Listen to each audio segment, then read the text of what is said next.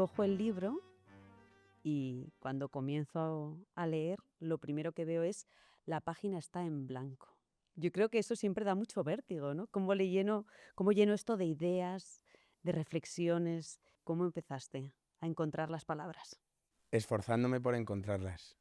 Soy una persona que me gusta mucho escribir de arrebato. O sea, lo que siento necesito como vomitarlo. Pero en concreto cuando escribí esa primera página, tenía que esforzarme en escribir verdaderamente lo que sentía y en ese momento no sentía nada. Entonces la página estaba verdaderamente en blanco, pero más que la página era mi mente que estaba en blanco. Y de repente me sorprendí a mí mismo que mientras yo pensaba que estaba en blanco, por mi cabeza estaban pasando miles de cosas, ¿no? Entonces es verdad que yo creo que eso es como un poco, esa primera página es el resumen de este libro, ¿no? Tantas cosas que tenemos en la cabeza, que son tantas que no nos damos cuenta de ninguna, ¿no? Bueno, pues así me pasó. La página estaba en blanco y realmente la página estaba llena de color, de todo tipo de color. Y Por eso quizá la primera está a color, ¿no? Es una página en rojo, el rojo del amor que está lleno. el rojo del Este... amor. Sí, yo creo que es un libro de amor, ¿no?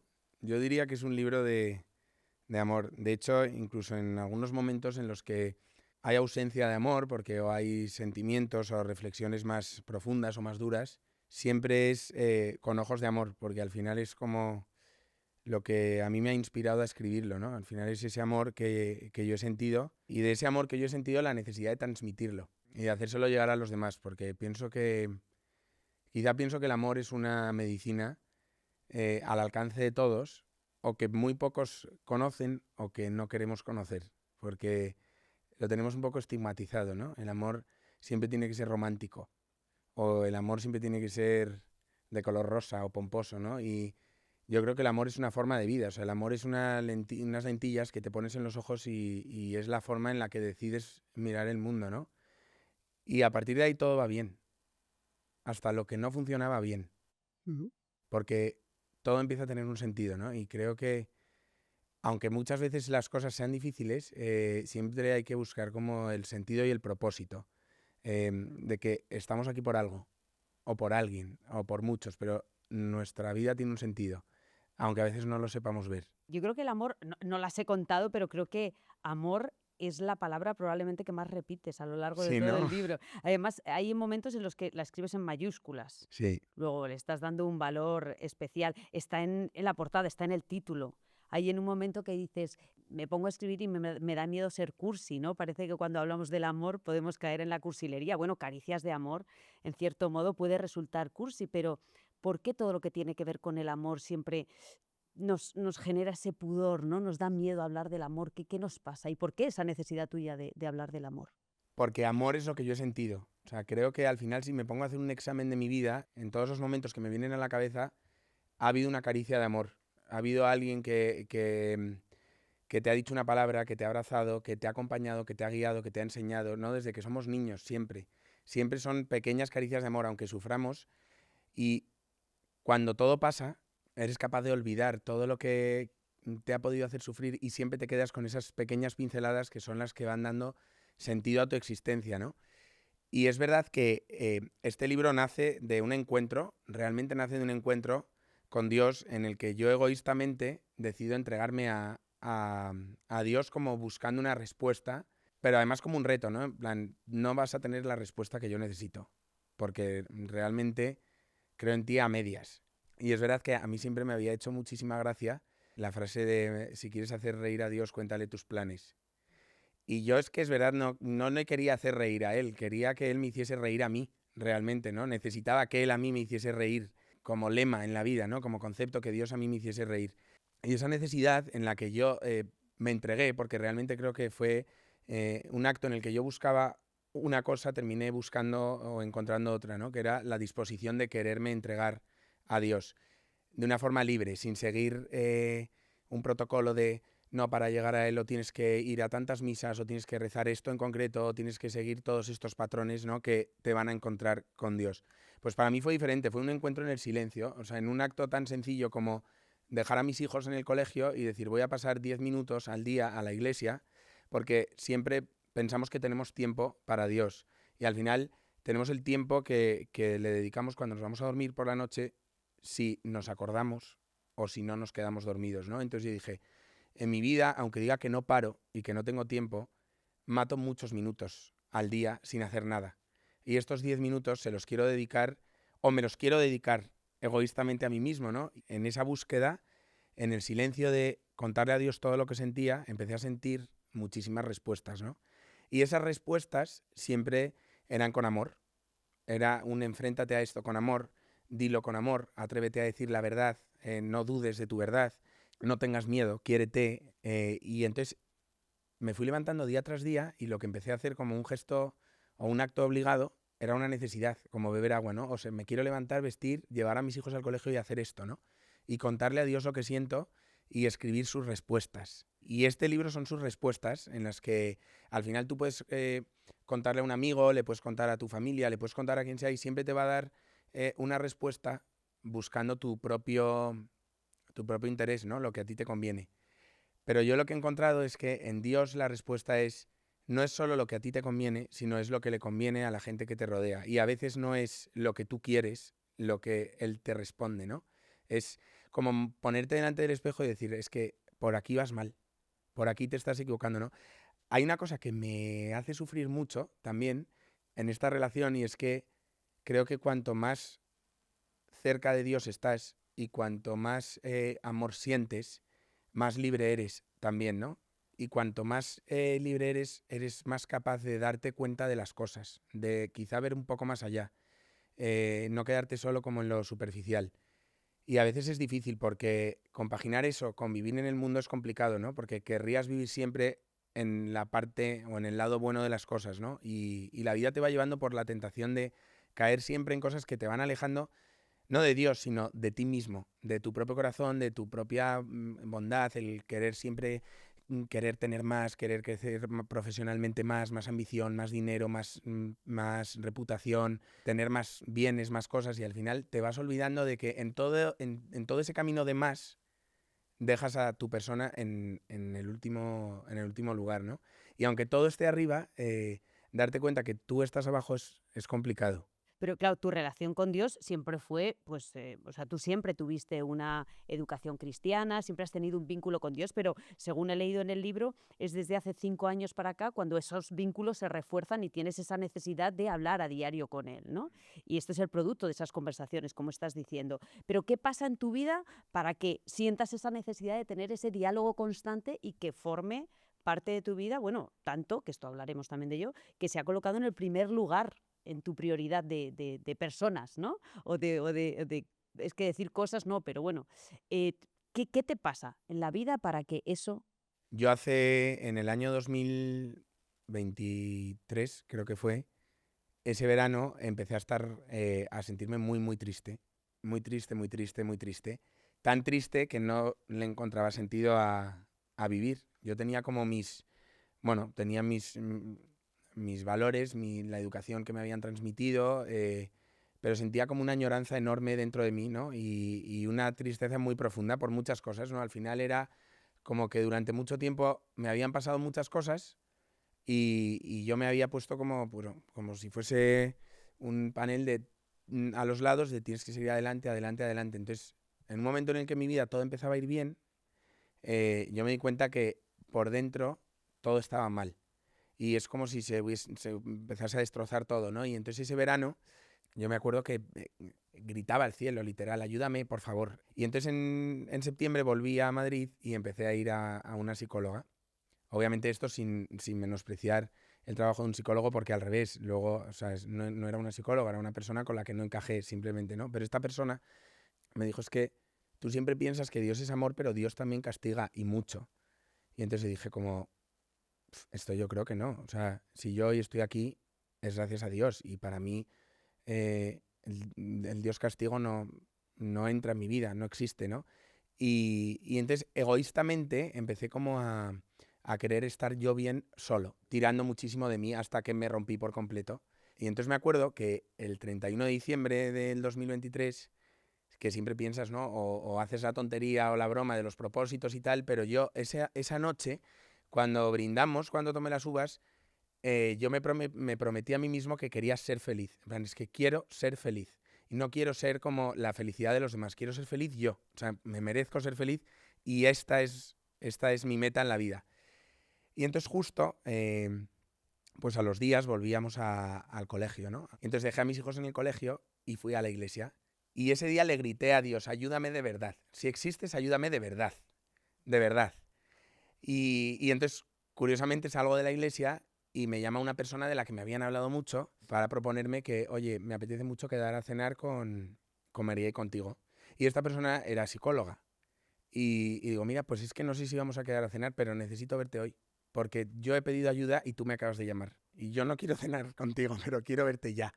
Esta persona me atendió y curiosamente cuando llego a su terapia, ese día me dijo, vente, o sea, me dijo, no puedo, imposible, y al rato me llamó y me dijo, oye, se me ha caído una cita, vente.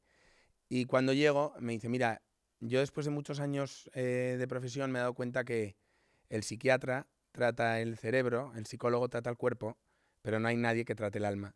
Y realmente el alma, el único capaz de curarlo, es Dios. Y me dice, entonces, ahora he enfocado mi terapia por este lado, entonces si quieres, tú vas a venir aquí, yo voy a rezar por ti y tú puedes elegir si tú quieres que yo te hable de Dios en la terapia o no te hable de Él. Y le dije, yo por supuesto quiero que me hables de Dios.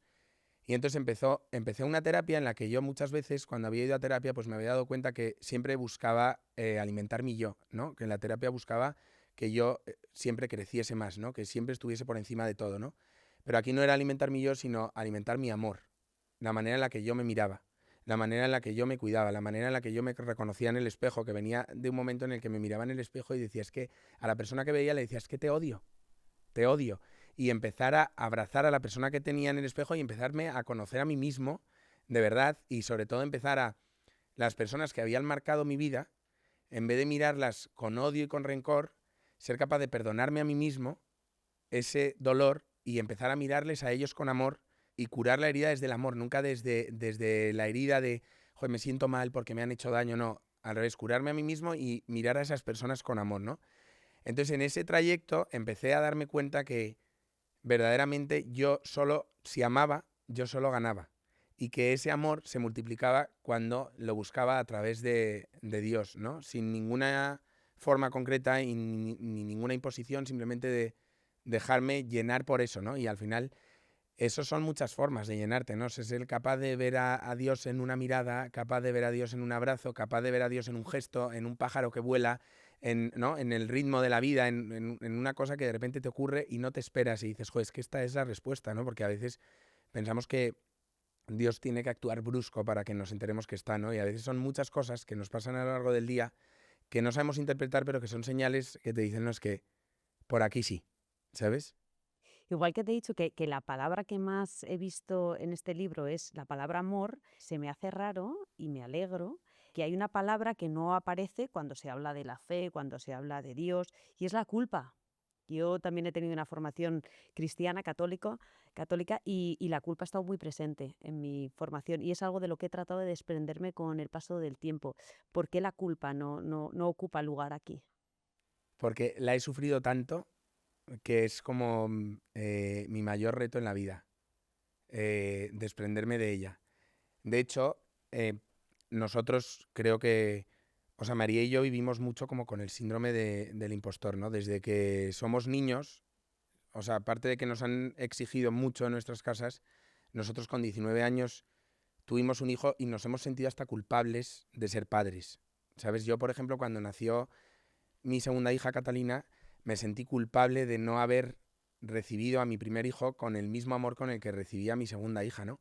Entonces la culpa siempre ha marcado tanto nuestra vida, nuestro trabajo, también de sentir que nuestro trabajo no es lo profundamente digno, ¿no? De cara a un sector determinado de la sociedad. Entonces siempre ha sido culpa, culpa, culpa, culpa. Y sentirnos como muy indignos de cada cosa que íbamos alcanzando, obteniendo o consiguiendo. Y entonces hay una cosa que me propuse luchar contra ella, que eran los miedos y la culpa. De hecho, yo he luchado mucho contra ella y hay una cosa que nos lleva mucho a tener discusiones entre María y yo, y es que ella carga mucho todavía con la culpa. Y le digo, mira, ayúdame porque yo ya no sé nada de ella, yo no quiero saber nada de ella y tú me recuerdas que ella existe.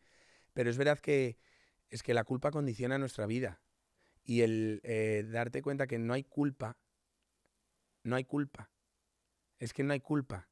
Es que todo pasa por algo y la culpa solo nos hace pequeñitos y nos hace no querernos. En definitiva, nos hace como no amar la culpa, porque la culpa te hace sentir que lo que haces constantemente no está bien y no es suficiente. Y todo el rato es como que te hace tener muy presente el síndrome del impostor de no vales, ¿no? O sea, la culpa es como esa vocecita que te va persiguiendo y cuando la eliminas y verdaderamente te quieres... Es que yo el año pasado me pasó una cosa muy bonita cuando terminé mi proceso en la terapia, que es que me caía genial. O sea, que la persona a la que había conocido, o sea, que yo mismo me caía genial. Y Todo decía, lo contrario al día que te miraste en el sí, espejo. y decía, es que quiero estar contigo. O sea, yo antes tenía muchísimo miedo a la soledad. Muchísimo miedo a la soledad, a estar solo, a que no contasen conmigo, han hecho este plan mis amigos y no me han avisado. Siempre tenía miedo a quedarme solo y ahora disfruto mucho de la soledad. De hecho, busco la soledad en mi vida porque antes la soledad me daba miedo y ahora la soledad me da paz. Y estar conmigo mismo. O sea, escucharme, entenderme e incluso a veces reírme de mí mismo también porque digo, joder, es que a veces pienso que también estoy muy loco. Mira, cosas que dices en el libro, las tengo apuntadas. Decir lo que pienso me hace libre. No tengas miedo de poner voz a lo que sientes. Compartir la vulnerabilidad no nos hace débiles, al contrario, nos recuerda que solos no podemos. Porque tú has necesitado que la gente, o sea, te entendiera, que la gente... Tú has necesitado gustar a la gente, ¿no? Me imagino, y además con el trabajo que tienes, ni te cuento, ¿cómo llegas a esas reflexiones? ¿Cómo llegas a que lo que te hace libre y lo que te hace no tener miedo es mostrarte vulnerable? Porque mira, yo un día me di cuenta que, para hacerte como una imagen gráfica, ¿no? Hay un disco de Miliki que a mí me encantaba cuando era pequeño, que se llama A mis niños de 30 años, que era un perchero con un abrigo como con una capa colgando, que era su disfraz. Y yo un día me di cuenta que eso, en eso se había convertido mi vida. Que yo llegaba a mi casa y me quitaba el disfraz, ¿no? Y salía de mi casa y me ponía el disfraz. Y el disfraz era el fuerte, el feliz, el que ayuda a los demás, el que tiene que estar siempre con alegría, ¿no? Y aunque por dentro estuviese destrozado, tenía que dar esa imagen, ¿no? Y poco a poco eso me fue machacando, machacando, machacando, hasta el día que me hizo como explotar, ¿no? En plan, no, es que no, esto no se puede sostener en el tiempo. Pero es verdad que también creo que vivimos en un momento en el que presumimos de libertad y somos menos libres que nunca, ¿no? Porque hasta la persona que quiere ir como vestida como si nada, tiene controlado a la altura de la pierna por la que le llega el calcetín, ¿no? Entonces, no somos libres porque constantemente queremos impresionar a alguien o queremos dar una imagen determinada, ¿no? Y en el caso de los hombres, especialmente, mostrarse vulnerable siempre ha sido un gran gesto de debilidad, ¿no? O de familias más tradicionales, más conservadoras, no podías llorar o no podías, no se podía notar que estabas triste o no existía directamente la tristeza, ¿no? Oye, En tu casa pasaba espabila. eso? Pues mira, en mi casa pasó mucho. En mi casa pasó, durante un tiempo pasó, pero por muchas cosas que han pasado en mi casa, eso se ha roto y ahora el crecimiento está en el diálogo y en el corazón, en que crecemos hablando las cosas y crecemos escuchándonos y hablando de los sentimientos, ¿no? Porque no, muchas veces parece que no está bien hablar de lo que uno siente o hablar de lo que uno siente es un signo de debilidad o mostrarte vulnerable parece que te va a cerrar puertas en la vida, ¿no? Y al revés, creo que tú realmente llegas a la gente desde la verdad de tu corazón. Y eso no quiere decir que no seas fuerte. Al revés, creo que el verdadero crecimiento es cuando bajas al pico, cuando bajas a lo más profundo de tu vulnerabilidad o de tu debilidad y desde ahí decides que te quieres hacer fuerte. Ahí te comes el mundo. A partir de ahí te comes el mundo, porque lo otro es tener una herida abierta e ir poniendo tiritas, tiritas, tiritas, pero tú tienes que quitar las tiritas y hacer que esa herida se cicatrice, ¿no? Y ya no quede resto de esa herida, porque si no la herida va a doler siempre, aunque pongas muchas tiritas. Ser capaz de quitar una tirita, otra tirita y volver a llegar al dolor y enfrentarte a él. Mira, yo me acuerdo cuando empecé mi terapia, que me dijo Isa, me dijo, haz una lista y escribe todos tus miedos. Y decía, yo que no sé, no tengo tantos miedos. En plan, miedos típicos, ¿no? Bueno, pues acabé escribiendo 42 miedos. Y me dijo, es que me dice, eres un muñeco andante lleno de miedos. Y para mí enfrentarme a eso ha sido enfrentarme cara a cara con lo que me daba miedo. Y ver ese miedo y decir, es que no eres nadie. y condicionas mi vida, ¿no? Pero a veces vemos el miedo como un muro de hormigón gigante que es imposible que puedas saltar, que no te consideras capaz tú de hacerlo. Quizá otros sí pueden saltar ese muro, pero tú no. Cuando te empoderas y dices, no, es que yo puedo con esto, y saltas ese muro y descubres que al otro lado del miedo hay un jardín lleno de flores, dices, joder, es que, ¿por qué no? ¿No? ¿Por qué no? De esos 42 miedos, ¿cuántos sigues teniendo a día de hoy? Bueno, pocos, menos, tengo menos, Pues yo he leído aquí que no tienes miedo la verdad. que no tienes miedo a la muerte, Nada, ni a la nada. propia ni a la ajena. A la ajena un poco, y dependiendo de quién, especialmente si mueren mis hijos. Pero no tengo miedo a la muerte. He aprendido a entender la vida como un camino y a saber que esto no es para siempre y tener claro que no es para siempre y que como no es para siempre tenemos que vivir cada día. Hay tantos problemas que dices, es que, ¿qué problema es este realmente? ¿Y cuánto me ocupa? ¿Y cuánto me agobia? Y que hay que vivir cada día. Y luego he aprendido a vivir siendo consciente de la muerte desde el amor de Dios. Y aquí entra mucho el sufrimiento también, porque muchas veces cuando pasa una desgracia, siempre nos acordamos de Dios. Y dices, jo, es que, ¿cómo Dios ha permitido esto? ¿Cómo Dios ha permitido que se muera un niño de 5 años? ¿Cómo Dios ha permitido que esto pase, no? Y realmente la respuesta está en mirar a la cruz y ver las heridas y los pies sangrando de Jesús, ¿no? Y ahí te recuerda que el primero que murió fue el Hijo de Dios. Y al Hijo de Dios no le mató el propio Dios, le mató el mundo, ¿no? Y a nosotros es lo que yo creo que nos mata, el mundo, ¿no? El egoísmo, la envidia, la soberbia, la ira, la enfermedad, que es parte del mundo. La enfermedad no te la manda Dios, ¿no? Yo no creo en un Dios que te elija y te dice, mañana te voy a mandar un cáncer. Al revés, creo que si alguien supera con una buena actitud ese cáncer es porque se coge de su mano y dice, vamos hacia adelante, ¿no? La muerte llega. Como parte de la vida, la muerte llega. Y una vez que mueres, Dios viene a buscarte y te lleva a la verdadera vida que tú has cosechado en tu paso por la tierra, ¿no? Entonces, aferrarnos a esto como si fuese infinito no tiene ningún sentido, porque nos va a pasar, a todos nos va a pasar. Entonces, creo que trabajar sobre esa idea, ¿no? Y ver la muerte de frente, no como un enemigo, sino como una verdad. Porque yo creo que nos da miedo, ¿no? Pensar en la verdad de A la mí muerte. muchísimo. O sea, a mí nada, la verdad. Y de hecho a veces me raya, ¿no? Porque no me quiero morir, pero muchas veces tengo ganas de ir al cielo. A mí eso me cuesta, sobre todo pienso, sobre todo en la muerte de la gente que quiero, en la mía, y luego hay algo de quienes creéis que hay una vida más allá de la muerte. Mira, a mí hay una imagen que siempre me viene a la cabeza y es cuando vamos a un tanatorio, que odio los tanatorios, profundamente los odio, porque me parecen un lugar con una ausencia de vida brutal. Yo veo los cuadros y los veo muertos, en los sofás Y todos, eso que ha digo, mejorado mucho, ¿eh? Ahora ya sí, son pero casi igualmente. halls Mira, de yo le tengo hotel. a María hecha una lista de cosas que quiero que haga cuando me muera. Y es no quiero ir en un coche de muertos, porque estás toda tu vida ganando dinero para comprarte el mejor coche y te meten en un coche que no puedes mirar por la carretera cuando te cruzas con él. Y que no me quiera mirar la gente cuando vaya por la carretera porque voy en ese coche feo. Y luego, si puede ser, que me dejen en mi cama hasta que me tengan que llevar a donde me lleven. Y luego Como antiguamente. no quiero coronas de flores porque las coronas, que todo nos lleva a la muerte, ¿no? ¿Sabes? Hay que hacer la muerte más cercana también, porque si yo te he querido ayer porque ya no voy a poderme acercar a ti hoy, a tu cuerpo, aunque tu alma ya no esté, pero ¿por qué tu cuerpo ya me tiene que resultar ajeno? A ver, son locuras también, ¿no? Pero me Sí, encantaría. ¿has visto Tres adioses de Isabel Coixet?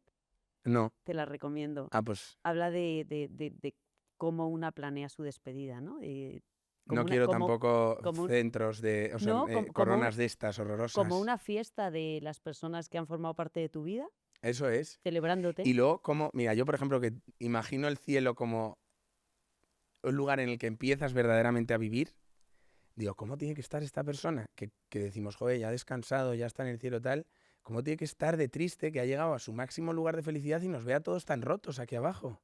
Pero bueno, hay que echar de menos, también es parte de la vida. O sea, tú sí que crees que cuando llegues, cuando mueras, te reencuentras con tus seres queridos. Ah, bueno, yo creo que seguro, ¿no? A mí me Tiene que haber. encantaría pensarlo, me cuesta, ¿eh? A mí me cuesta. ¿Tú sientes a las personas que se han ido de tu vida? Las pienso tanto como sentirlas físicamente, no. pero en algunos lugares Tú sí dices, que wow, notas esa sí. energía, esa presencia. Y yo sé que me voy a volver seguro me voy a volver a encontrar. Nos vamos a volver a encontrar, seguro. Es que hay una metáfora preciosa que explica el cielo desde el vientre de una madre. Entonces, un niño está en el vientre de su madre y es su lugar seguro. Toda su vida es eso. Y no sabe qué va a venir después. Y atraviesa el canal del parto y empieza otra vida, ¿no? Pues yo creo que estamos en el vientre de una madre y llegaremos a otro lugar. Me encanta escucharte porque, claro, a mí hay cosas que me cuestan. Y otra cosa que me cuesta es, tú siendo padre, que para ti lo primero sea Dios, antes incluso que tus propios hijos. ¿Cómo puede ser un amor tan grande que esté por delante de tus propios hijos? No es amarles menos, ¿eh? Al revés, es amarles más. Esto me lo preguntó una vez mi tío. Me dice, es que no puedo entenderlo. Y le digo, pues es muy fácil. Es que para mí Dios es una verdad. No es un... A mí es lo que me da pena de la fe, ¿no? Que al final nos pensamos que es cuando la gente dice, no, yo creo en Dios, pero no creo en la iglesia. Le digo, pero vamos a ver, pero es que busca tu lugar en la iglesia, que es tan simple como abrir el Nuevo Testamento, empiezas la Biblia y Jesús te habla de la iglesia, que en muchos momentos no tiene nada que ver con la iglesia actual tal cual la conocemos. La mejor amiga de Jesús era una prostituta, María Magdalena. Y yo estoy seguro que si hoy Jesús volviese, se sentaría en la mesa con los más pobres, con los que menos tienen, con los enfermos, y nosotros a veces vemos situaciones de la vida así de lado y dices, pues que no me afecte, ¿no? O sí soy bueno, pero un rato. Y ese no es el Jesús en el que verdaderamente creemos. Entonces, para mí, la fe no es una convicción, no es algo en lo que necesito autoconvencerme, sino es una verdad. Yo sé que a mi madre ahora le llamo y le digo, mamá, me haces una pasta boloñesa y mi madre me la va a hacer. Y con la misma confianza hay que hablarle a Dios. Oye, por favor, ayúdame con esto, pero con confianza, ¿no? Es que al final tenemos tanto de todo y todos somos tan dioses que vivimos en una vida en la que lo que necesitamos lo queremos ya y lo vamos a tener mañana, que claro, dices, ¿cómo voy a confiar en Dios si no lo veo? Si nunca me ha tocado, ¿cómo voy a confiar? Sí, claro, obviamente rezo. Rezo cuando las cosas van mal. No, a mí me hace una gracia cuando algún amigo mío me dice, oye, reza por mí que me pasa esto. Le digo, pero reza tú por ti. Eso lo Que no dices sabes en lo el que va a libro. flipar de escucharte, en plan, Te va a hacer más que caso a te, ti es que que no te, le... claro, te quiere igual que a mí. O sea, lo que pasa que yo he querido vivir mi vida en este lado, pero te quiere igual. Y seas como seas y pienses como pienses y ames como ames, te quiere igual, porque eres tú para él, ¿sabes? Entonces es verdad que la fe no es algo de lo que me tenga que autoconvencer. Yo la he sentido tan fuerte que para mí es una verdad. Entonces me siento tan amado por Dios y le amo tanto que no es que al resto de los amores de mi vida les quiera menos o queden en un segundo lugar, sino que para mí el amor de Dios multiplica el amor de los amores de mi vida y me ayuda a quererles mejor y me ayuda a mirarles mejor y me ayuda a ser consciente. Es que hay una cosa que no tenemos nada presente en nuestra vida y es ser conscientes. Es tan importante ser consciente de todo y ser consciente de lo que tienes y del lugar que ocupas y del lugar en el que estás y de la capacidad, de lo que puedes hacer, de lo que no puedes hacer, del sitio que te rodea. ¿Sabes? Es que no le damos ningún sentido a lo profundo, ¿no? A lo de verdad. Vivimos como tan rápido que nada es de verdad. Y a mí eso me vuelve loco. Mira, hablando de eso, de vivir deprisa, sobre información, frivolidad, materialismo, avaricia, egoísmo, envidia, guerras, contaminación, tiranía, libertinaje. Una sociedad que mira sin ver, que mira para verse sin verte. Y nadie quiere quedarse atrás, arrasado por este tsunami de falsa felicidad que corrompe, vacía, entristece, quema, arrasa con todo. Yo leo esto y sobre todo me quedo con tsunami de falsa felicidad. Claro, y te veo a ti que te dedicas a, a trabajar en un lugar y te percibimos a través de las redes sociales donde se vende mucho la falsa felicidad, ¿no?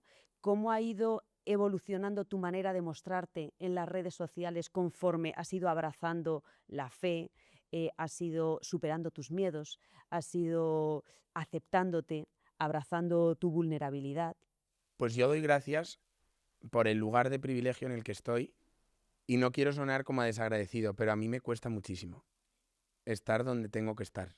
Me siento realizado profesionalmente, pero no me siento realizado espiritualmente y personalmente, ¿no? Pienso que todo se reduce a una cosa, ¿no? Y sobre todo cuando es algo que cada día es más rápido. Yo cada día trato de entregar más de lo que siento para aportar más, porque pienso que hay una necesidad de aportar y el mundo te pide otra cosa, ¿no? Te pide lo que va rápido, lo que genera muchísimo impacto. Yo es verdad que cada día estoy intentando vivir más de puertas para adentro y a mí esto me está limitando mucho. Obviamente no es fácil, o sea, cuando consigues llegar a un lugar no es fácil y aunque la gente se piense que no hay ningún esfuerzo detrás, hay un gran esfuerzo, ¿no? Al final nosotros, cada uno de nosotros, somos una empresa. Nuestras cuentas son una empresa, ¿no? Y tú decides qué comunicas ahí, somos un medio, por así decirlo.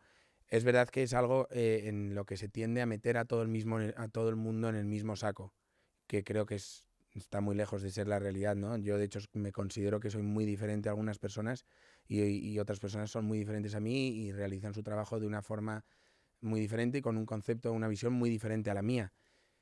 Para mí sí que es un trabajo porque implica mucha responsabilidad. O sea, yo soy consciente de la responsabilidad que implica lo que hacemos, pero a mí cada día me cuesta más. Yo hay días en los que quiero transmitir y no puedo porque digo, es que no quiero, pero es mi trabajo.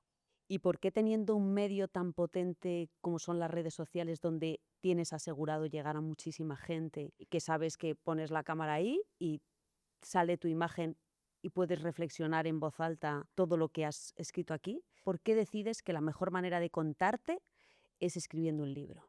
Pues porque yo desde que soy niño, desde súper pequeño, para mí la manera en la que mejor he sabido expresar lo que siento es escribiendo. Entonces, para mí escribir es liberador. Yo es verdad que muchas veces lo intento, ¿eh? Me pongo delante de la pantalla y mis palabras no salen igual por la boca que por la mano.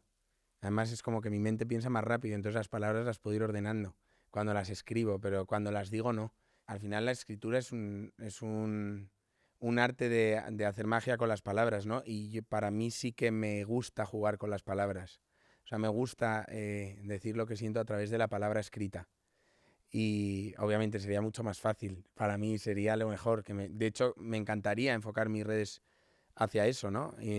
¿Crees que perderías seguidores si te centrases más en lo espiritual, en lo emocional, que a lo mejor en el abanico tan amplio en el que ahora... Es que mira, me encantaría a mí proyectar lo espiritual desde un plano en el que todo el mundo pudiese sentirse dentro de mis palabras.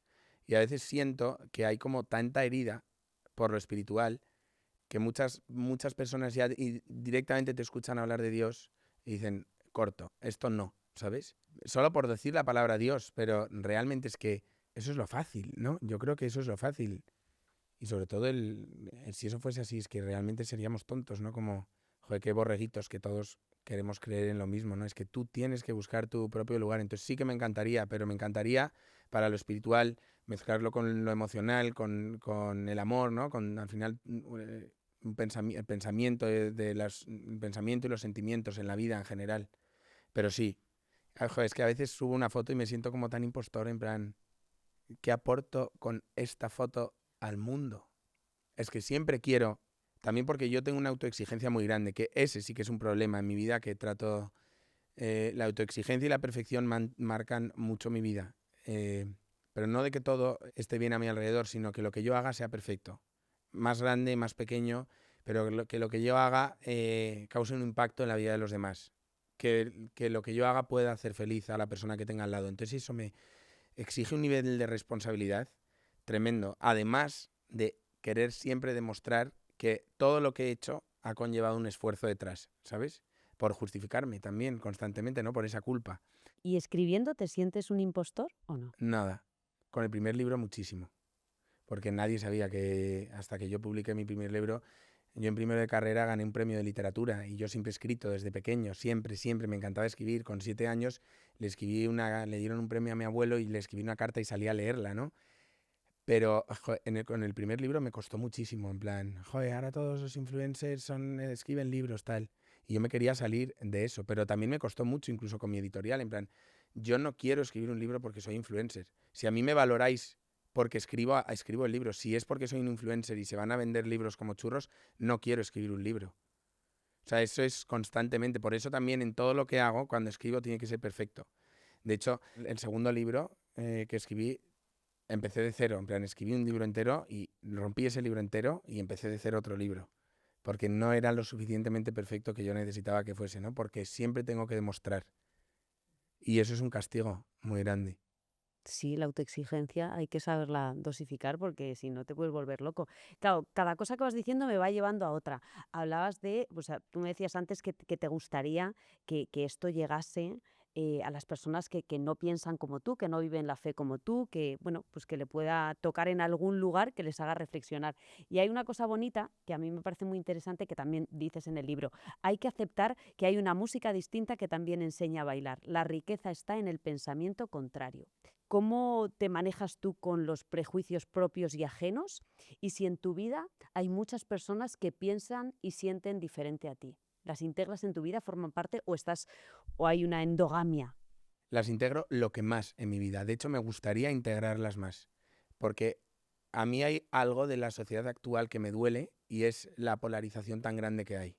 En la que yo prejuzgo y pienso que eres de una determinada forma y a partir de ahí ya pienso si a ti te puedo querer más o te puedo querer menos y por tu pensamiento, por tu ideología, por tu manera de ver la vida, yo piense que lo mío es lo correcto y me crea superior a ti.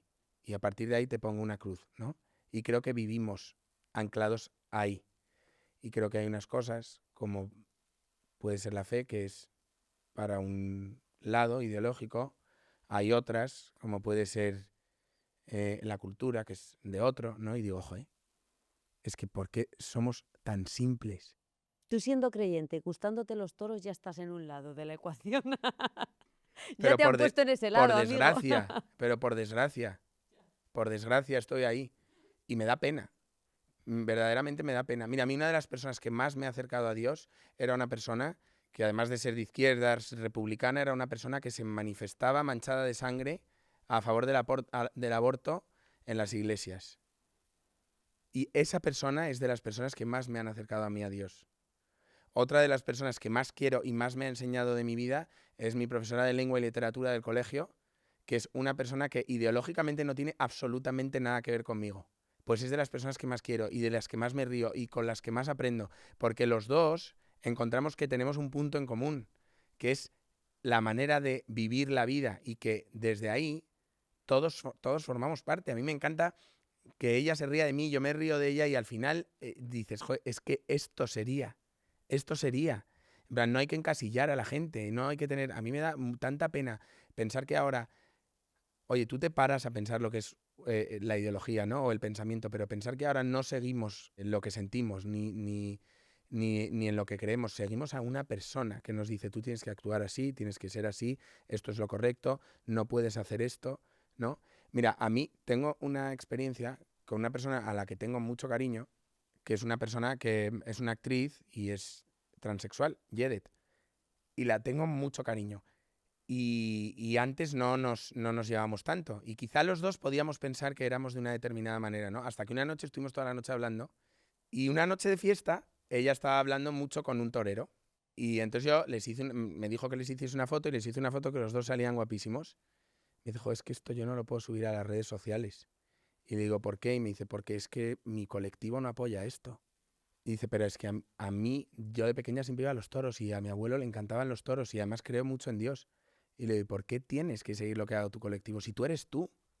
Tú eres una persona que has nacido en un cuerpo que no te pertenecía, que tienes una manera de ver, sentir, pensar, de actuar, pero ¿por qué no nos podemos sentir libres de defender en lo que creemos? Porque si no ya estamos fuera del saco en el que pensamos que tenemos que estar. Y a mí eso es lo que más me duele, lo que más me duele. Y lo que más me duele es que alguien que piensa que somos muy diferentes, tengamos una conversación y me diga, joder, en el fondo, qué normal eres. Y digo, ¿qué es? Que te pensabas que era un gilipollas, seguro. Y es verdad que parece que todos los influencers se os coloca en el mismo saco. Y es verdad que ese ya es un saco hacia el que muchas personas tienen prejuicios. Eso es así, estamos llenos de prejuicios. ¿Por qué crees que la fe está de moda? ahora que se habla tanto de la fe, que bueno, podemos hablar de Rosalía, de pues, la última canción de La Oreja de Van Gogh, los domingos, no paran de surgir manifestaciones culturales que nos devuelven al tema de la fe, a la espiritualidad. O sea, ¿qué nos está faltando en la sociedad para que estemos necesitando volver a eso? Y no nos cause pudor reconocerlo, ¿no? Personas que son muy influyentes, Jaime Lorente, el actor. Pues te voy a poner un ejemplo muy tonto. Toda la vida han existido los tomates de la huerta, ¿no? Y durante unos años nos hemos dedicado a sacar en redes sociales fotos de un pedazo de tomate de huerta, como si fuese algo extraordinario. Y es que hemos pensado que lo extraordinario de forma constante tiene que llenar tanto nuestra vida que de repente descubres que existe el ordinario, que son las pequeñas cosas, y que existe el encontrarte contigo mismo, y que existe algo que te llena el corazón. Y yo creo que por eso está de moda la fe, porque la gente o sea, yo creo que hay un momento de sed espiritual, un momento de encontrarte contigo mismo, de decir, de parar. Es que todo va tan rápido y tenemos tantas cosas que quieres como huir. Antes el ser humano necesitaba internet, ahora queremos huir de internet. Tú antes querías el mejor teléfono, ahora necesitas apagar el teléfono, porque no puedes con tanto. También la gente se está atreviendo porque lo está viviendo de una forma libre, en plan, de una forma que no te hace más pequeño. Por ejemplo, a mí mi fe, a diferencia de muchas personas que puedan pensar, oh, este cree en Dios, pues ya piensa que esto tiene que ser así, así, así, así. No, es que para mí Dios no es eso. Para mí Dios me hace más libre. Dios me hace querer más a la persona que es diferente, a la que piensa diferente, a mí mismo, que es lo más importante. Porque nosotros somos nuestro peor enemigo. Entonces, cuando encuentras ese espacio en el que te sientes pleno, te sientes feliz, te das cuenta que hay tantas cosas que has querido como buscar en tu vida para llenarte. Pero es importante que la gente sepa que tú has estado reñido con Dios también. Muy reñido. ¿Por qué? Para mí lo más difícil de mi vida, de las cosas más difíciles, fue enfrentarme a la vida, ¿no? Lo peor es enfrentarte a la muerte, pero qué horror ahora que yo diga en alto que de las cosas más difíciles fue enfrentarme a la vida, ¿no? Y fue a la vida de mi hijo cuando yo era pequeño. Pero yo tenía una forma de pensar que me obligaba a defender la vida, ¿no? Que un momento de pasión mío no tenía por qué pagarlo la vida de mi hijo. ¿Tú tenías 16? 19. Pero para mí ese momento fue como si me hubiesen encerrado en una bola de cristal y quisiera correr a todas partes y todo el mundo venía en mi contra y yo intentaba ir hacia adelante y era imposible, ¿no? Entonces, en ese momento en el que yo estaba en contra del aborto, yo quería sentirme refugiado, ¿no? Por supuestamente la iglesia. Y hubo un sacerdote que pues, en un determinado momento fui a comulgar y me negó la comunión porque yo había tenido un hijo antes del matrimonio y no sabía en qué situación vivía. Y para mí, como una persona que... Es verdad que por aquel entonces no tenía fe y no sentía amor de Dios, ni yo le amaba, ni yo me sentía amado por él. Entonces toda la culpa de Dios y de la iglesia la puse sobre ese sacerdote. Sin darme cuenta que no todas las personas son iguales, ¿no? Y que un sacerdote, por ser sacerdote, no es Dios, ni es mejor. Es una persona como tú y como yo y comete errores. Entonces, en ese momento, para mí fue como si me hubiesen dado una torta con la mano abierta. Y dije, es que, ¿qué cuento es este de la iglesia? Esto es un cuento, yo aquí no formo parte. Yo obviamente voy a seguir rezando, voy a seguir con mi amor a la Virgen, que siempre he tenido un amor enorme a la Virgen, pero dije, ¿esto qué es? Este no es mi lugar. No quiero saber nada de esto. Y así estuve 3 años que no quería saber nada de la iglesia, pero siempre tenía en mi corazón, a Dios a mi manera, ¿no?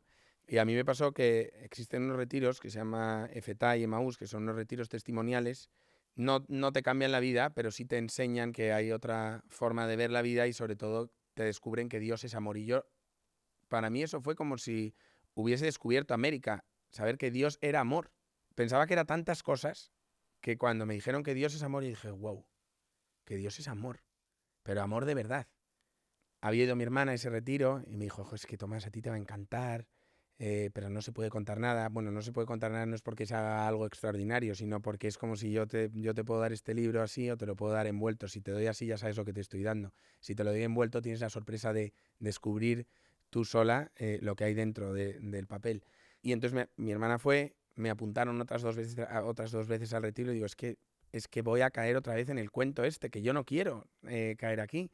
Y una amiga nuestra que había tenido una situación de vida muy difícil con unos problemas de salud mental, de alimentación muy grandes, que había perdido a un ser querido de una forma muy rápida, había fallecido también su mejor amiga. Esta amiga nuestra fue al retiro y nos apuntó con ella. Y yo unos días antes de ir dije, es que si ella quiere ir, que ella vaya, pero es que yo no quiero ir, no voy a ir. Y resulta que esta persona, cuando se fue sola. Y el segundo día dije, mira, lo estoy pasando tan mal que venga alguien a buscarme porque me tengo que ir de aquí. O sea, estoy sufriendo tanto que me tengo que ir de aquí, no porque me moleste que me hablen de Dios, sino porque estoy sintiendo tanto dolor que no puedo aguantarlo.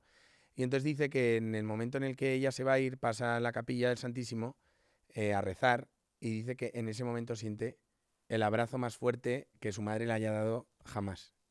Y cuando sale y nos lo cuenta y lo que ha sentido, dije, egoístamente otra vez, dije, oye, si yo voy. Y entonces a mí ese retiro no me cambió la vida, pero me ordenó. Porque yo llevaba mucho tiempo pasando por delante de una iglesia y sentía como si algo en mí me dijese, entra. Pero yo decía, no voy a entrar. Entra, no voy a entrar. En plan, como cuando te enfadas con un amigo tuyo, eres más pequeño y tienes que tu orgullo hasta el final, pues era igual. Y entonces aquí, en este retiro, sí que hay un momento en el que la iglesia te pide perdón. Y es tan importante que la iglesia pida perdón por tantas cosas, no que ha hecho en nombre de Dios, o sí en nombre de Dios, pero que nosotros sí que hemos sentido que era Dios quien las estaba haciendo esas cosas. Y para nada, porque es el hombre, no es Dios, ni es Jesús. Entonces hay una cosa, que es la Biblia, que cuando tú verdaderamente quieres encontrar a Dios, hay un libro maravilloso que tú abres por el Nuevo Testamento y dices, vale, este es Jesús. Y aquí yo quiero buscar mi lugar en la iglesia, porque mi misión no es huir de la iglesia, mi misión es formar parte de ella y desde este libro, ¿no?, que es la Biblia, desde este mensaje que es el de Jesús, intentar cambiar las cosas que no se están haciendo bien. A mí me encantaba el Papa Francisco. Le echo a veces profundamente de menos, como si se hubiese muerto un abuelo. Era tan necesario su mensaje que yo creo que ha marcado un antes y un después, ¿no? Sobre todo que no sé si ha hecho mucho, ha hecho poco o se han quedado muchas cosas por el camino, pero desde luego ha hecho que mucha gente se haya sentido de nuevo acogida y abrazada, porque la iglesia es de todos, no solo de los que unos pocos quieren que sea. Sí, desde luego era un padre muy abierto. Vamos a la página 88. En este año nuevo que comienza, quiero aprender a parar a tiempo, cuidar a quienes quiero y regalarles lo más valioso, mi tiempo. Quiero elegirme y aprender a decir no. Quiero trabajar y crecer profesionalmente, sí, pero siempre de la mano de lo humano, sin dejar que me controle la ambición desmedida, el ego o, por qué no decirlo, el dinero, que a veces da tanto y otras veces lo quita todo. ¿Qué nos pasa con el síndrome de la vida ocupada? ¿Por qué no podemos parar? ¿Por qué necesitamos ser exitosos, demostrarle a todo el mundo que nos va fenomenal porque no tenemos un minuto libre? ¿Qué nos está pasando? Yo sigo buscando la respuesta. Creo que la solución es cortar de raíz. Lo que pasa es que ninguno nos atrevemos a dar un volantazo y cambiar de vida. Tenemos miedo. Bueno, a mí es verdad que la ciudad es un lugar que me come, porque siento que vivo así y que caigo, ¿no?, como en esas trampas de forma constante. Pienso en qué es lo que me haría feliz, sí, pero igual es como una situación idílica que vivo en un momento determinado de mi vida y tampoco puedo vivir eternamente. Yo sí que sé que yo daría un giro de guión en mi vida si no tuviese 3 hijos. ¿Y sabes De la mano de hacia María, dónde? sí. ¿Y lo Pero puedes al final, compartir? no, bueno, al final es, o sea, a mí me gusta vivir despacio y me gusta vivir de verdad y me gusta huir del ruido y no, o sea, a mí me gustan las cosas de verdad. A mí no hay un plan que me pueda gustar menos que me ofrezcas quedar a tomar algo. Porque me siento un tonto tomando algo. O sea, me gusta hacer cosas de verdad en las que realmente lo que haces tenga un sentido, ¿no? Y entonces aquí, desde que te levantas, tú te levantas, llevas a los niños al colegio, bajas a Madrid, te vas a la oficina, te pitan un atasco, oye, te llaman una cena, no sé qué, y tienes que decir que sí a todo, porque si no te sientes mal. y vives queriendo complacer a todo el mundo, porque si no te sientes mal. Y aunque tú trates de ser fuerte y aprendas a decir que no, siempre va a haber alguien que te va a decir, no, es que ya no estás, es que estás más despistado, es que te echo de menos, es que ya no cuentas conmigo. Y digo, es que si tú supieses que estoy intentando estar bien, entonces yo, por ejemplo, a mí me encantaría, mi vida ideal sería irme a vivir con mi mujer a Lanzarote y desde ahí podernos mover y escribir y, no sé, vivir la vida tranquilos y trabajar y ganar el dinero que necesitemos. Mira, irse a Lanzarote a escribir es lo que hacen los personajes de la última película de Pedro Almodóvar. La tienes que ver. Ah, pues sí, Amor gana me vida. apetece mucho verla, ¿eh? Pues sí, porque te va a conectar con Lanzarote y con un lugar para... Me apetece mucho verla. Y sí, pero claro, tengo 3 hijos, que pienso que aquí en Madrid está la mejor educación, los mejores colegios. Yo he vivido muy cercano a mis abuelos. Para mí mis abuelos son una figura imprescindible de mi vida. No quiero quitarles a mis hijos esa cercanía con mis padres y con mis suegros. Pero claro, aquí estamos y aquí queremos estar, ¿no? Y entonces al final pues formamos parte de eso y de esta vida que al final también la vida pública tiene una parte maravillosa, pero tiene otra parte también bueno, no lo quiero llamar sacrificada, pero sí esclava, ¿no? Porque bendito sea Dios nuestra vida, ¿no? Pero también es mucho, ¿no? ¿Por qué no quieres decir sacrificada? La palabra sacrificio es muy fuerte. Quizá por la culpa, ¿no? Sí, Otra vez. otra vez. Mi madre me decía, bueno, es que hay que hacer un sacrificio. Y yo, mamá, no digas la palabra sacrificio. Es que la palabra sacrificio es demasiado grande, ¿no? Y tú has Porque todo lo que evitado nos rodea utilizar es como tan sacrificada. bonito, Ya. ¿no? Que parece que nos sentimos mal, ¿no? En plan, y como la gente puede decir, no, la vida que llevan y todo está bien, y los viajes que se pegan, y la ropa que llevan, y dices, genial, pero es que eso forma parte de mi vida laboral. Y cuando forma parte de tu vida laboral ya no le encuentras el placer, ¿no? Muchas veces. Bueno, la cosa es que lo encuentres siempre. La cosa es que no nos olvidemos de encontrarlo cada día, porque ahí ya sí que entonces estás completamente perdido. Cuando pierdes el valor de las cosas, entonces ya ahí yo creo que hay que echar el cierre, porque si no, si las cosas las das por hecho totalmente, y eso es un ejercicio, ¿no? Porque realmente pierdes el valor de las cosas, pero es porque no estamos presentes. Una de las cosas que me hizo ver que estaba mal, ¿no? De lo que hemos hablado antes, es que hace unos años fueron los Grammy en Sevilla y yo tuve la suerte pues que me invitaron a los Grammy y a mí me encanta la música. O sea, a mí la música, yo no podría vivir sin la música. A mí la música me cambia la vida. O sea, yo me levanto y pongo música en la ducha, voy en el coche con la música, lloro con música, escribo con música, me río con... O sea, la música es parte de mi vida. Y estaban pasando todos mis ídolos por delante de mí y no sentía nada. Estaba como anestesiado y decía, ¿qué está pasando? Ya has perdido la ilusión. Ahora ya no, ahora me muero por conocer a Rosalía. No me extraña, qué maravilla de mujer. Más cosas que escribes en Caricias de Amor. Quizá todo consista en aflojar el pie del acelerador, en volver una y otra vez a empezar. A veces hay que volver al principio y empezar de nuevo. Nunca es tarde para volver a empezar. Dejarme morir para volver a nacer. ¿Tú has tenido que empezar de cero muchas veces? ¿Qué significa para ti volver a empezar? Porque eres muy joven, pero sí que sientes que has tenido que volver a empezar en ocasiones. Muchas De veces. cero.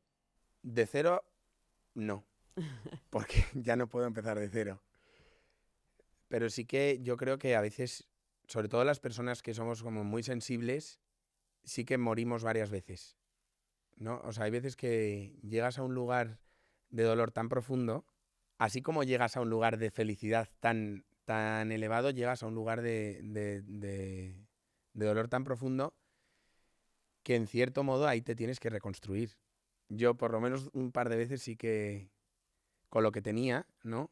Porque siempre tengo que tener muy presente lo que tengo, porque yo soy un referente no para muchas personas, para 3. Tus hijos. Sí. Y, y eso es súper difícil, ¿eh? Quizá a mí eso es lo que más me ha costado en mi vida. Estar mal y tener que estar bien. Pero una sonrisa de ellos lo cambia todo, ¿no? Bueno, quizá haya sido la solución también. Pero también es muy duro, ¿eh? También. Porque a veces quieres salir corriendo, ¿eh? Hace 2 años me pasó una cosa y es que yo nunca he sentido que me he perdido de nada por ser padre joven y siempre he querido hacerlo todo para que en algún momento no sentir que me había perdido nada, ¿no? Obviamente siendo muy consciente de mi responsabilidad y agradecido de que mis padres y mis suegros nos hayan ayudado en cuidar a nuestros hijos, que también te digo que a mis padres y a mis suegros también les ayudaron y muchas veces ahora en esta paternidad tan moderna de nosotros querer enseñar a nuestros padres, cuando nos han criado a nosotros, decimos, no, es que no están para... Los niños no están para que les dejes con sus abuelos. Digo, pues qué equivocado estás, porque lo mejor que le puedes regalar a tus hijos es pasar tiempo con sus abuelos. Y para mí las personas más importantes en mi vida y que más me han marcado son mis 4 abuelos, los 4, de 4 vidas totalmente diferentes, los 4. Y yo sí que he sentido el querer salir corriendo, el querer huir de mi responsabilidad y de mi casa. Y eso es muy difícil porque tú amas profundamente a tus hijos. Yo desde los 19 años y María he dejado de pensar en mí. O sea, yo ya no tengo la libertad de pensar solo en mí. Yo ya siempre pienso por 4. Mis decisiones son por 4. Lo que yo elija para mí afectan a otros 4. Entonces es verdad que a veces esa libertad, esa falta de libertad, te ahoga un poco, ¿no? De que todo lo que yo hago en mi vida tiene una consecuencia. Es difícil y es la realidad también de ser padre, ¿eh? Claro, yo tengo una imagen de ti, y me imagino que la mayor parte de la gente tenemos una imagen de ti.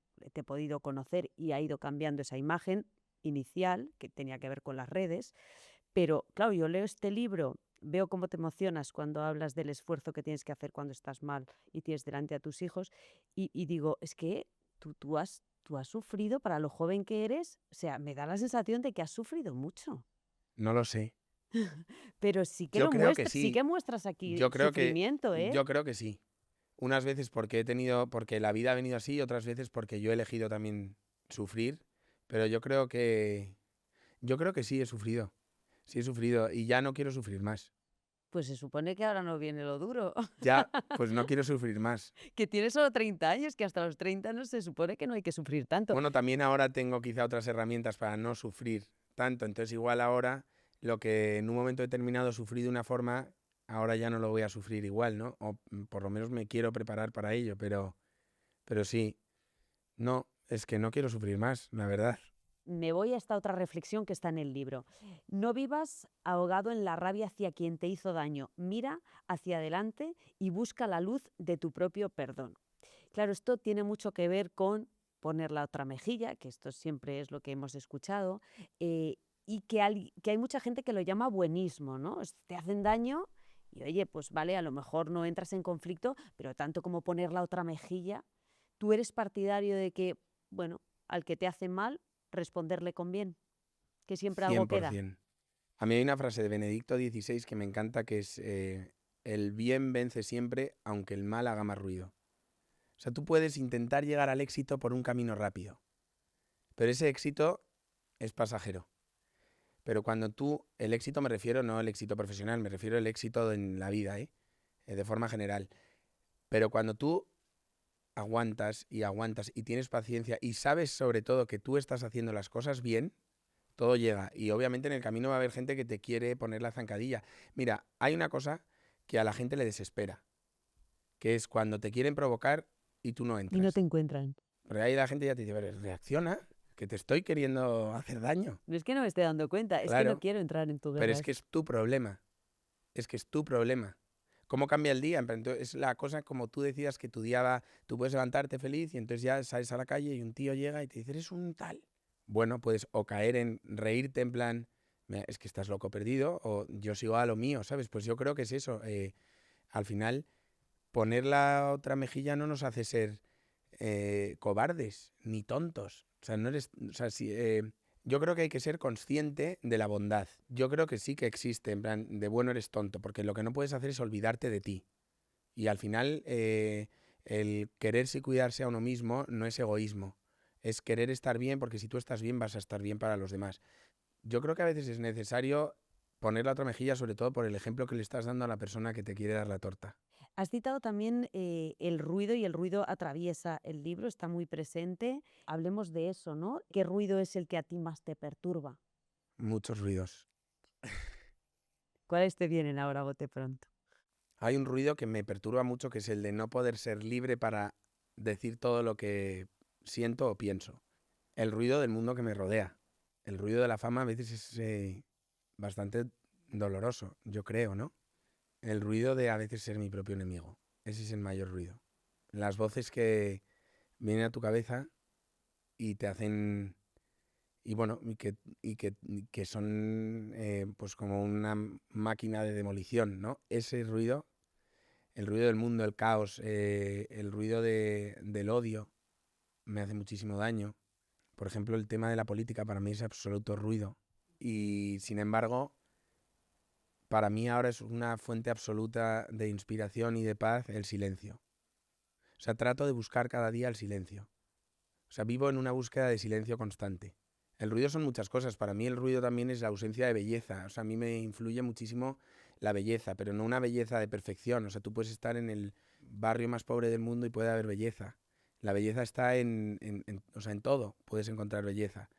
Pero donde hay odio no hay belleza. Y ese ruido también me afecta muchísimo.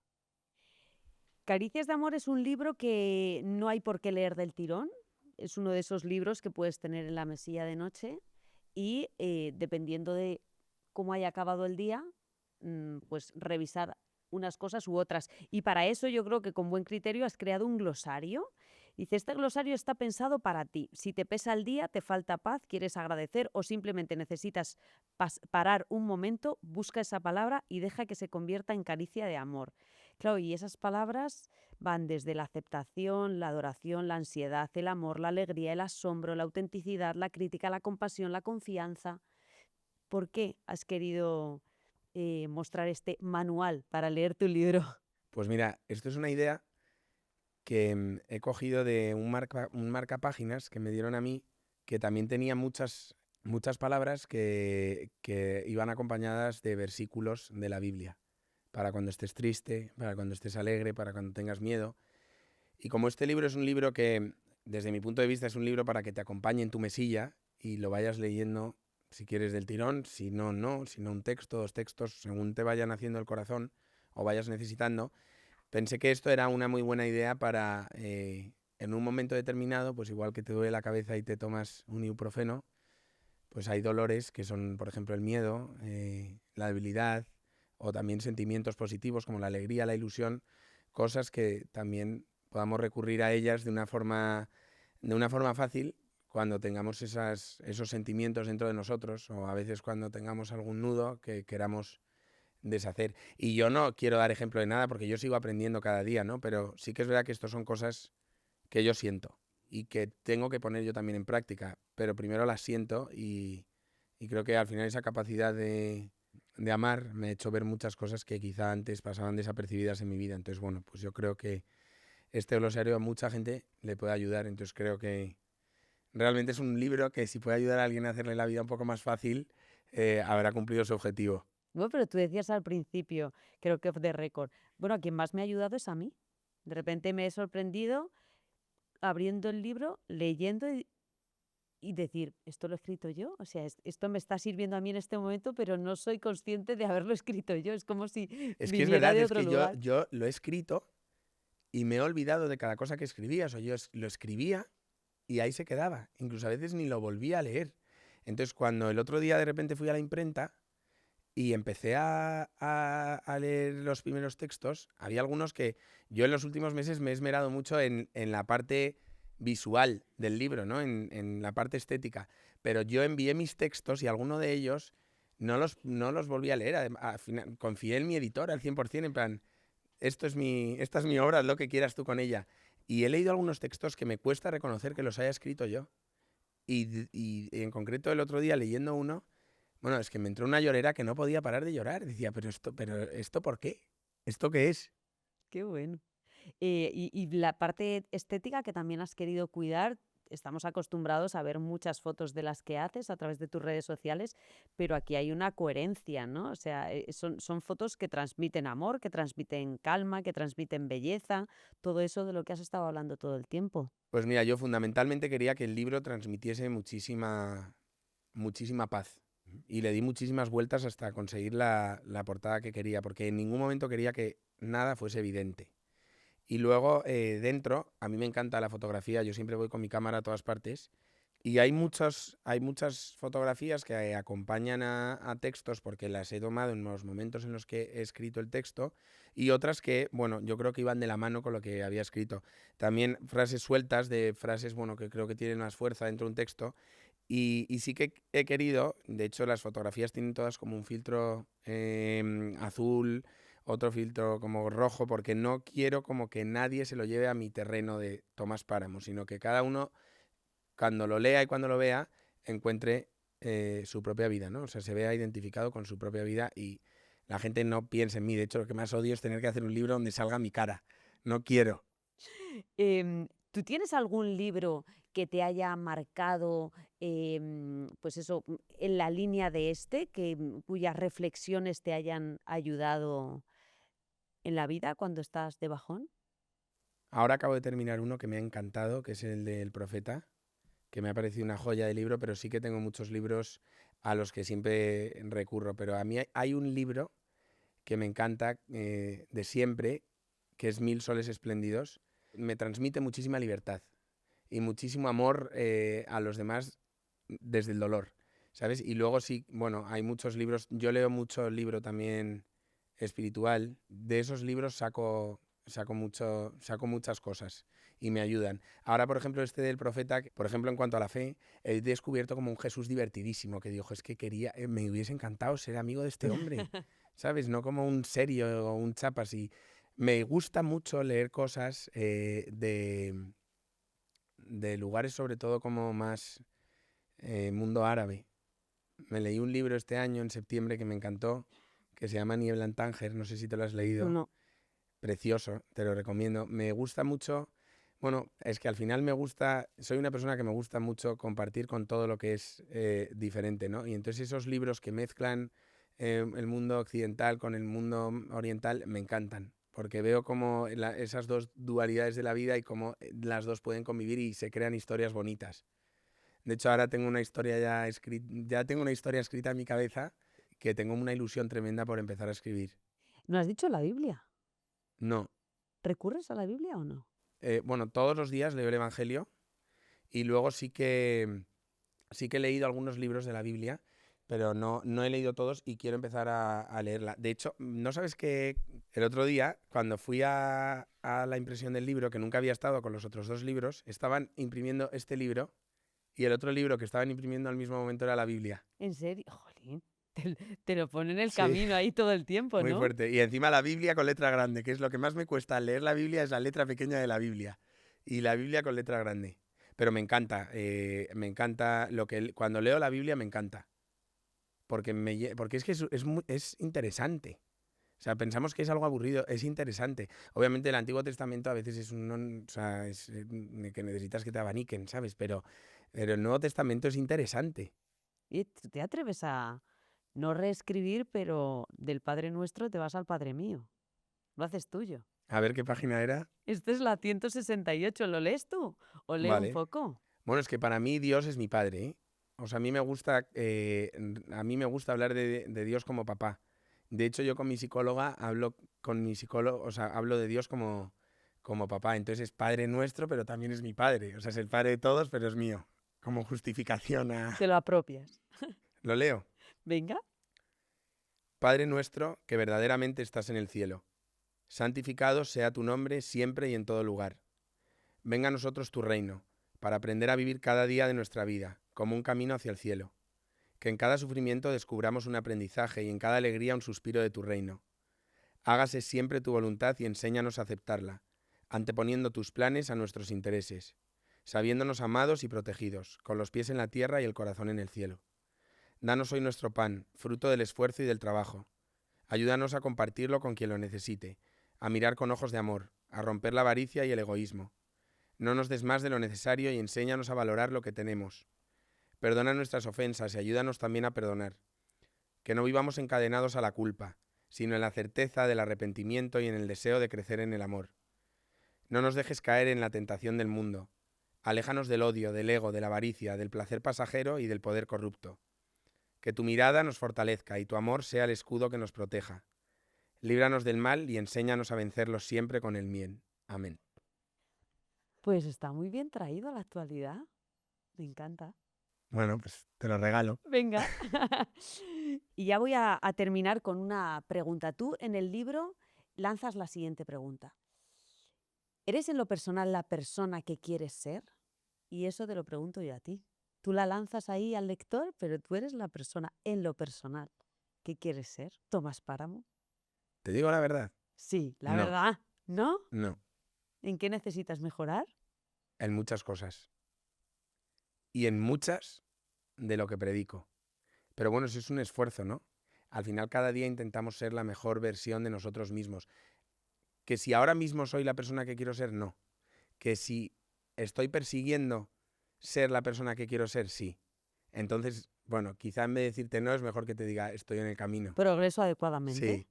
A veces me cuesta, cuando estoy con más cantidad de trabajo, más agobiado, me cuesta mucho. Pero también porque pienso que tengo que llegar a todo bien. O sea, no soy la persona que quiero ser porque igual no soy el mejor padre del mundo. Y María me dice que soy súper buen padre, pero yo a veces pienso que no estoy siendo buen padre. En el trabajo igual, a veces pienso que estoy mirando por mis intereses, entonces que me estoy olvidando, ¿sabes? Entonces son todas esas cosas que, aunque sean ajenas a lo personal, forman parte de mi vida. Entonces, si todo lo demás no lo sé hacer bien, en lo personal no estoy bien, porque no soy la persona correcta. Bueno, ojalá algún día lo pueda alcanzar. No te olvides de perdonarte. Siempre. Gracias, Tomás. Gracias a ti. Me ha encantado. Y a mí también.